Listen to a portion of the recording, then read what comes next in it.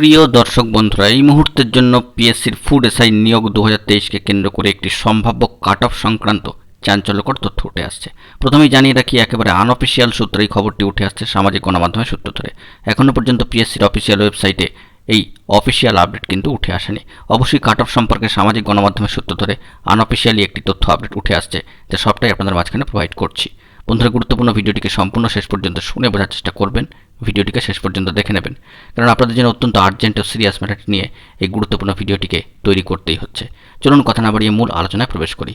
বন্ধুরা, আবারও আলোচনার পূর্বে একটি বিষয় জানিয়ে রাখি যে ফুড এসআই নিয়োগ 2023কে কেন্দ্র করে এক্সাম রিলেটেড সম্ভাব্য কাট অফ নিয়ে সম্পূর্ণ আনঅফিসিয়ালি একটি তথ্য আপডেট উঠে আসছে সামাজিক গণমাধ্যমের সূত্র ধরে। আপনাদের সুবিধার্থের জন্য এবং একটি সম্ভাব্য ধারণা ও মোটিভেটেড করার জন্য আপাতত এই ভিডিওটি তৈরি করছি।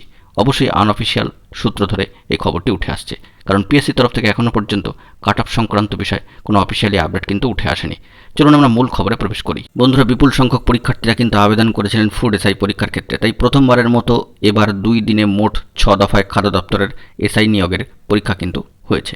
16-17 মার্চ খাদ্য দপ্তরের এসআই নিয়োগের পরীক্ষা হয়েছে এবং এবারে কিন্তু বিপুল সংখ্যক পরীক্ষার্থী পাবলিক সার্ভিস কমিশনের এই পরীক্ষায় অংশগ্রহণ করেছেন। কার্যত ক্লার্কশিপ, খাদ্য দপ্তরের সাব ইন্সপেক্টর বা এসআই নিয়োগ প্রভৃতির জন্য পরীক্ষা একদিনে এবং এক দফাতেই নেওয়া হতো।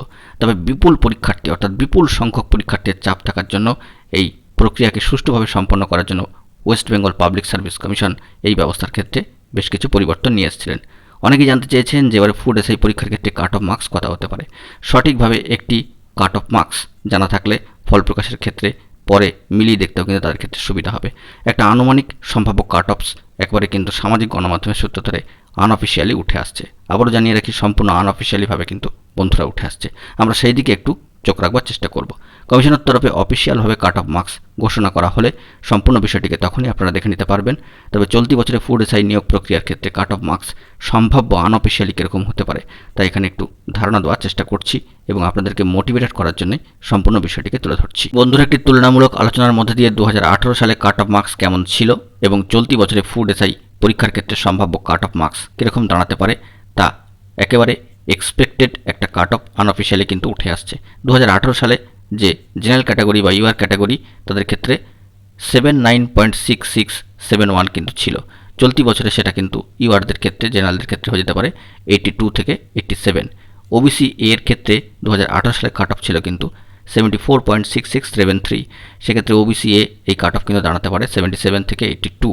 অবশ্যই ওবিসি বি এর ক্ষেত্রে 75.3339 2018 সালের যে কাট অফ, এবং এক্ষেত্রে চলতি বছরের যে পরীক্ষা সেক্ষেত্রে 78 থেকে 83 পর্যন্ত কিন্তু পৌঁছাতে পারে। এসসি কাট অফের ক্ষেত্রে 2018তে ছিল 76.0006। এক্ষেত্রে এসসি কাট অফ চলতি বছরে 79 থেকে 84 পর্যন্ত পৌঁছাতে পারে। এসটিদের ক্ষেত্রেও কিন্তু তুলনামূলকভাবে তারা কিন্তু টেক্কা দিচ্ছেন। 2018 সালের ক্ষেত্রে যে কাট অফটি আমরা লক্ষ্য করতে পারছি সামাজিক গণমাধ্যমের সূত্রে সেটি হচ্ছে 59.3339। সেক্ষেত্রে চলতি যে রিক্রুটমেন্ট প্রক্রিয়া এক্সামের ক্ষেত্রে 62 থেকে 67 তুল্যমূল্য বিচারে কিন্তু অনেকটাই হাই। অন্যদিকে বন্ধুরা, 2018 সালে ইএক্সএসএম ক্যাটাগরি ইউআর ক্যাটাগরির ক্ষেত্রে 53.0007 ছিল। এক্ষেত্রে চলতি যে রিক্রুটমেন্ট প্রসেস সেখানে কিন্তু 56 থেকে 61 যেতে পারে। আবার অন্যদিকে 2018তে ইএক্সএসএম এসসি ক্যাটাগরির ক্ষেত্রে 38.6672 কিন্তু ছিল। সেক্ষেত্রে চলতি রিক্রুটমেন্ট প্রসেসে কিন্তু এসসি যেতে পারে 41 থেকে 46।